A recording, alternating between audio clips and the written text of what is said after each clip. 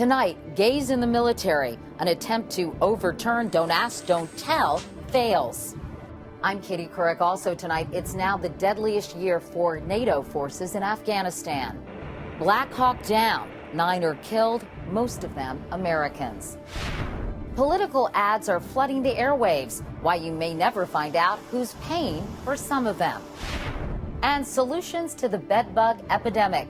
Enterprising entrepreneurs smell an opportunity to make a profit. From CBS News World Headquarters in New York, this is the CBS Evening News with Katie Couric. Good evening, everyone. This is a special broadcast tonight with fewer commercials and more news. And we begin with an issue that has divided this country for years. Should gays be allowed to serve openly in the military? Since 1993, Don't Ask, Don't Tell has been the law, but activists have argued it's not good enough. And congressional Democrats saw an opportunity to repeal it and provide full rights to gay and lesbian service members. But today, supporters of that repeal fell 4 votes short of stopping a Republican filibuster. So as David Martin reports, Don't Ask, Don't Tell lives on. It was an arcane procedural vote. The motion is not agreed to. But its significance was crystal clear to David Hall, who was kicked out of Air Force ROTC for homosexuality. I was very disappointed in the results of the vote that happened in the Senate today. Hall watched from the gallery as President Obama's effort to repeal the law which prevents gays from serving openly in the military ran into a solid wall of Republican opposition. This was basically a fight between the Republican side and the Democratic side to either try to stop this bill or to get it moving forward, and this has really just brought it to a standstill. Democrats pressed for a vote before the November midterm elections when they are likely to lose seats in the Senate.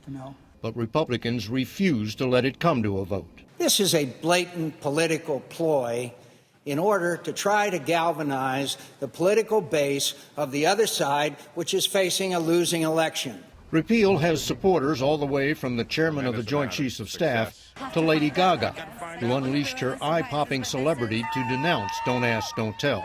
It is against all that we stand for as Americans.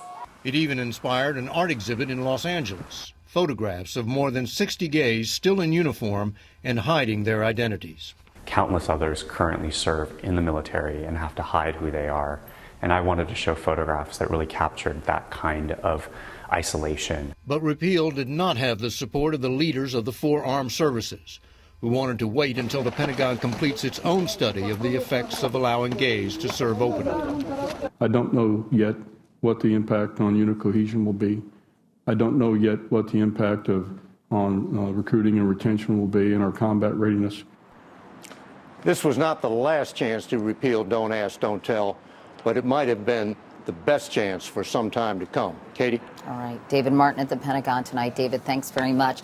Bill Clinton was president when Don't Ask, Don't Tell became law. Since then, an estimated 13,000 gay and lesbian service members have been kicked out of the military.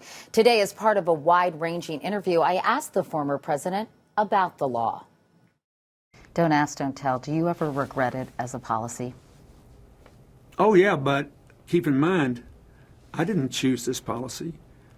Don't Ask, Don't Tell was only adopted when both houses of Congress had voted by a huge veto-proof margin to legislate the absolute ban on gays in the military if I didn't do something else. So there's been a lot of rewriting history saying, oh, Bill Clinton just gave into that. That's just factually false. I didn't do anything until the votes were counted. Now, when Colin Powell sold me on Don't Ask, Don't Tell, here is what he said it would be. Gay service members would never get in trouble for going to gay bars, marching in gay rights parades as long as they weren't in uniform. That was what they were promised. That's a very different Don't Ask, Don't Tell than we got.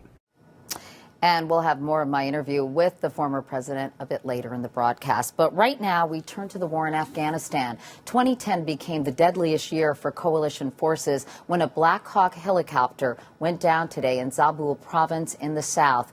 9 Americans were killed, bringing the NATO death toll for this year to at least 530. More now from Mandy Clark in Kabul. The Black Hawk helicopter was on a pre-dawn mission near the village of Kalat, just north of Kandahar, when it crashed. 12 people were on board. Sources tell CBS News that the chopper may have been carrying members of a Special Forces team. Covert nighttime operations aimed at high-value targets are a key part of the war strategy.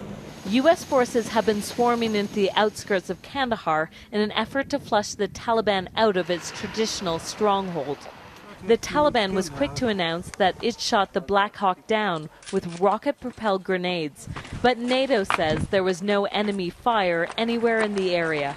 The downing of a helicopter, whether it was accident, weather-related, or enemy-related, to a certain extent is to be expected when you have more people, more soldiers, more helicopters in that region. U.S. forces in Afghanistan rely heavily on helicopters for everything from transport to close aerial support. This is a rugged, mountainous country, and the roads are often littered with improvised bombs. This is one of the deadliest helicopter crashes since the war began in Afghanistan. With the surge now complete, American troops are going on more missions, and that means more risk and more casualties. Mandy Clark, CBS News, Kabul. In this country, the continuing saga of Bell, California, where city officials were giving themselves staggering salaries and pensions, 6 figures and higher. Today, Bill Whitaker reports another big number, 53 counts of corruption against the former city manager. And that's not all. Raise their hand if you want Oscar Hernandez to resign. At raucous town meetings, angry residents of Bell, California have demanded the resignations of the mayor and town officials who paid themselves exorbitant salaries. Today, it wasn't resignation they faced, but arrest. The mayor and 7 current and former Bell officials arrested on criminal charges of misappropriating more than $5.5 million. This, needless to say, is corruption on steroids. Officials of this working-class town were pulling down some of the highest government salaries in the country. While the average household in Bell earns about $39,000 a year, 4 of 5 Bell council members took home more than $100,000 a year for part-time work.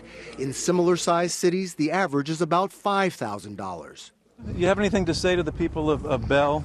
But most out of line, the salary of former city manager Robert Rizzo, who paid himself almost $788,000 a year, double President Obama's salary.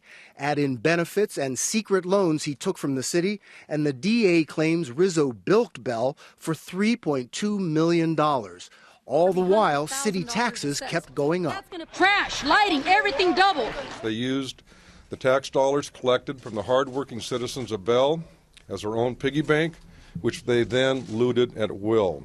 The DA said this happened because the citizens of Bell weren't paying attention, something citizens vow will never happen again.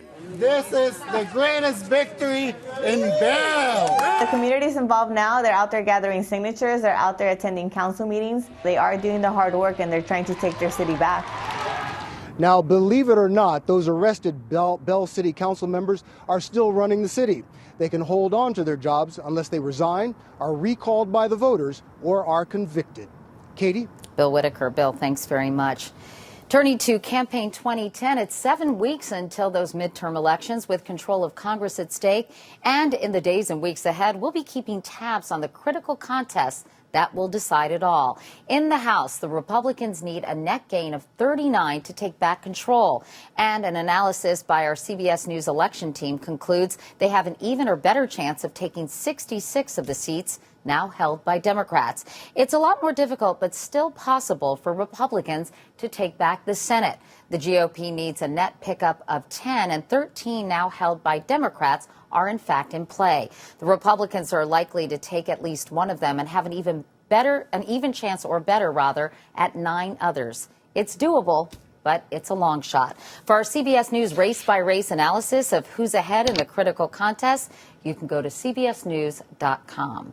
Now to the money of politics. One of the Tea Party organizations, the Tea Party Patriots, said today it just got $1 million from an anonymous donor to help get out the vote. And spending on television ads for the midterm elections is expected to total $3 billion.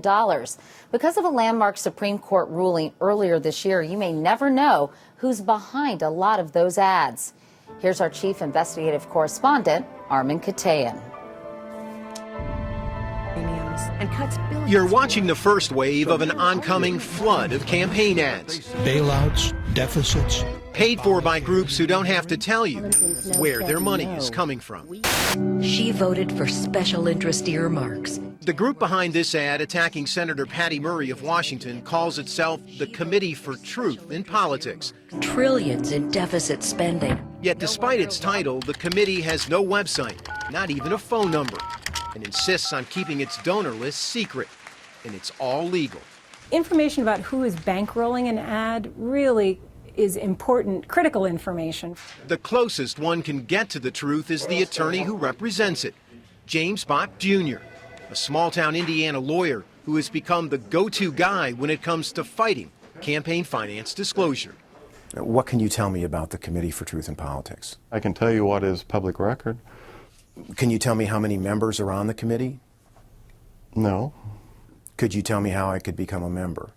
I don't know. I don't think you could. Could you tell me who your donors are? Oh, of course not.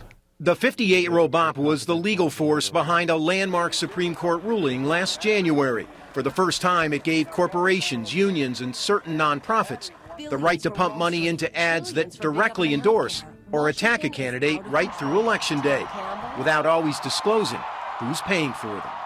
Jim, do you find it ironic at all that the word truth is used, but the committee is less than open about the truth about who's behind the organization? The truth has to do with the message.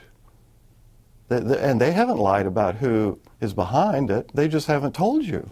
According to a new report from Public Citizen, only 32% of the outside groups spending on ads are disclosing who bankrolls their operation, down from nearly 50% in 2008. Many of these so-called shadow groups boast upbeat bipartisan names like Americans for Prosperity and American Future Fund. This is just the start. I mean, if you think it's bad in 2010, just wait for 2012, because this is just the test ground.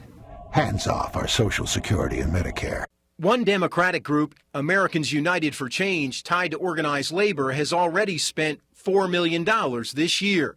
They too refuse to release their donor list. To date, groups supporting Republicans are outspending those supporting Democrats by a wide margin. For August and early September alone, by $14 million to nearly $3 million, just for congressional TV ads. Has taken nearly $1 million from a feast of fresh ads, leaving the voting public to wonder who is really stirring the pot. Armin Katayan, CBS News, Washington. And one more political note, Michelle Obama will be hitting the campaign trail for Democratic candidates. Polls show she's more popular than the president. The First Lady's schedule includes stops in 6 states over 12 days, beginning October 13th. With the recession officially over, but Americans still struggling, President Obama is continuing to shake up his economic team. The White House said today his top advisor, Lawrence Summers, will leave at the end of the year. This follows the departure of Budget Director Peter Orszag and Christina Romer, head of the Council of Economic Advisors. And still ahead here on the CBS Evening News, do you think the situation in this country would be different if your wife had been elected instead? But up next, giving teachers report cards and posting them online. They don't like it one bit. This portion of the CBS Evening News is sponsored by the Alzheimer's Association. It's the start of a new school year, and the pressure is on to do well. Not just the students, but teachers, too. The Obama administration, in its Race to the Top program, has already handed out $4 billion to states that allow student test scores to be used to judge how well their teachers are doing. In Los Angeles, evaluations of teachers are posted online, and they're not happy about it. As Ben Tracy reports in our continuing series, Reading, Writing, and Reform. These teachers in Los Angeles feel picked on, singled out, and accused of not being good enough. And it is unfair! When did we become the bad guys? When did we become the ones that we diss, that we hate, that we witch hunt? Connie Ordway teaches 5th grade. She and her colleagues are furious with the Los Angeles Times. The paper created a searchable database using school district data, ranking teachers from best to worst. Connie was branded a least effective teacher. When you first saw it, I have to imagine that hurt a little bit. Of course it did. Of course it did. You want to be perceived as an effective teacher. What do your teeth do? This so-called value-added analysis is a controversial approach to grading teachers. It takes each student's standardized test score from one year and compares it to the next. If the score goes up, the teacher is considered effective. If it goes down, the teacher's ranking goes down. Yet critics say test scores don't tell the whole story. Typically, you're just measuring progress in English and in math, not in any other subjects or not in any of the other kinds of things that we might hope teachers will impart to kids. Here's how most teachers are evaluated right now. They stand in front of the class and they teach. The principal sits back here and watches and then fills out a form. The results? One study found 99% of teachers were rated good or great, even in schools where most of the students are failing. If you really want to have a meaningful evaluation with a teacher, part of what you need to look at is how much are their students learning each year. I think that's basically common sense. Education Secretary Arne Duncan says Washington, D.C.'s revamped teacher evaluations could become a national model. 50% is based on student test scores, 40% classroom observation, 5% the school's overall performance, and 5% for the teacher's contribution to the school community. What is a nomad? We do know teachers matter. When underperforming students were assigned to an effective teacher 3 years in a row, 90% of them passed their standardized test. But when students had an ineffective teacher for 3 years, only 42% passed. You can start your times tables. Back in Los Angeles, Claudia Trevison's daughter started 3rd grade this week. Our cameras rolled as she looked up her school's teachers on the LA Times site. Are you nervous about looking this up? No, I'm more excited. I think our teachers have done really well. In fact, 4 of the teachers listed Oh, interesting. Wow. were rated below average, even though the school was rated above average. If it makes teachers more accountable and want to do a better job, then that's better for our kids. Because most teachers don't want to fail their students. Ben Tracy, CBS News, Los Angeles. In health news, today is Alzheimer's Awareness Day, and 2 new studies shed light on the growing human and financial toll of this disease.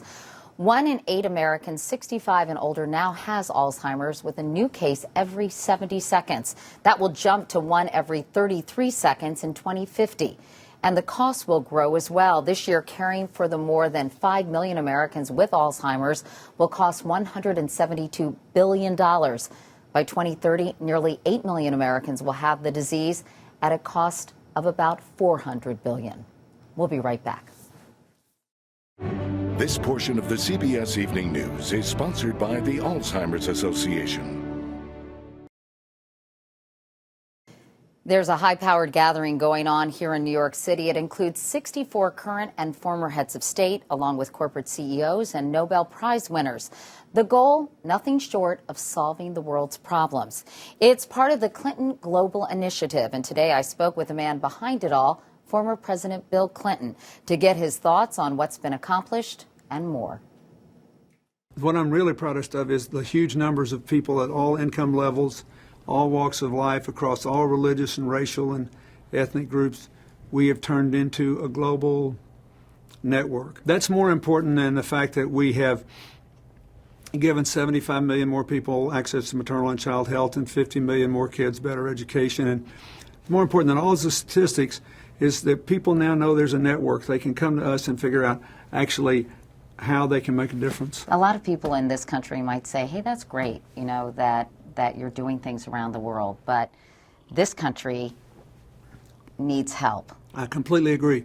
And first of all, every year there are a fair number of commitments that help Americans in economics or education or health care. This year, I think there will be more. Why is unemployment still so high? Where are the jobs? I think, first of all, it has been essentially a jobless recovery because, first, there was such trauma that the banks are still holding on to their money. The other thing is the skills mismatch. More and more people dropped out of school. We fell from 1st to 10th in the world in percentage of people with college degrees in the last decade. now down to 12th. So what we really should be thinking, in my opinion, is this. Where are we going to get these new jobs? We know. Small business, manufacturing, clean energy. Where's the money?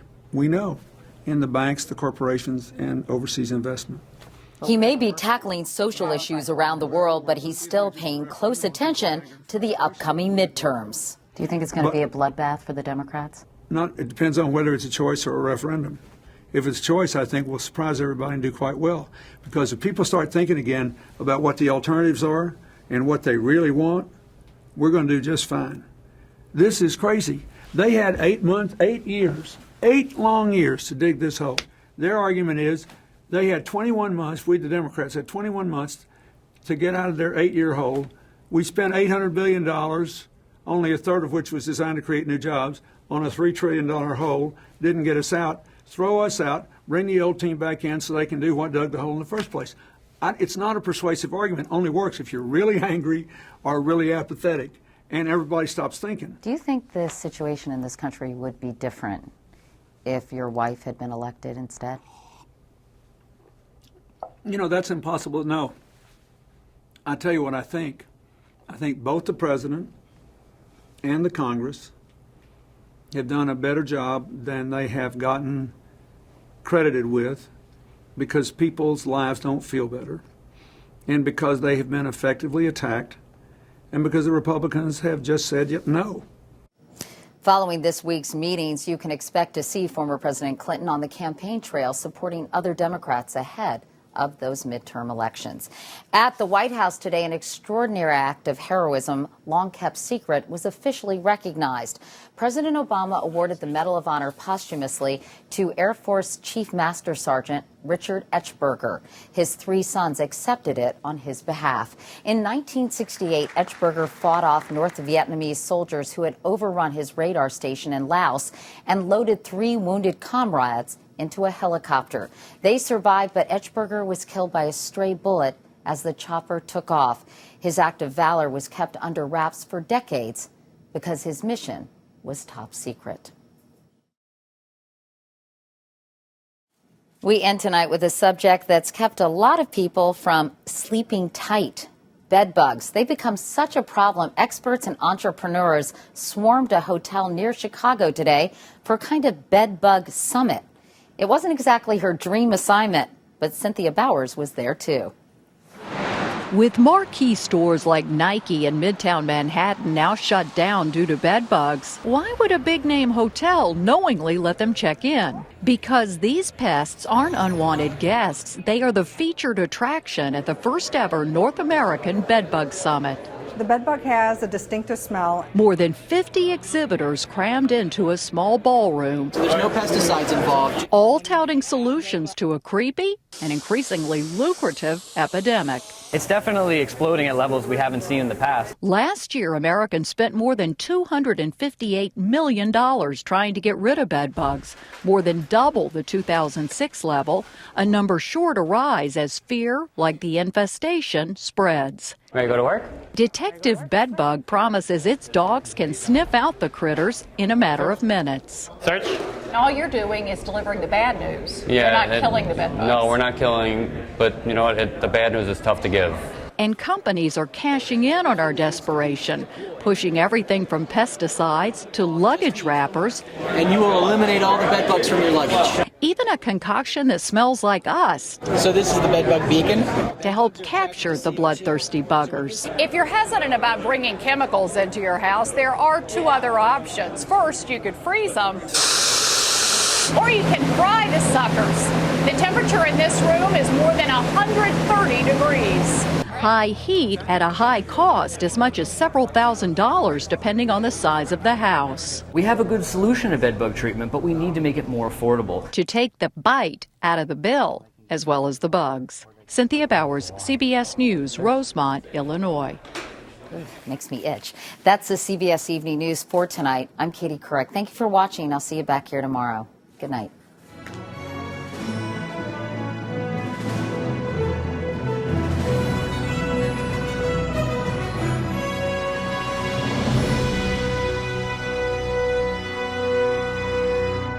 On television, online, on the go, and now free on iPad.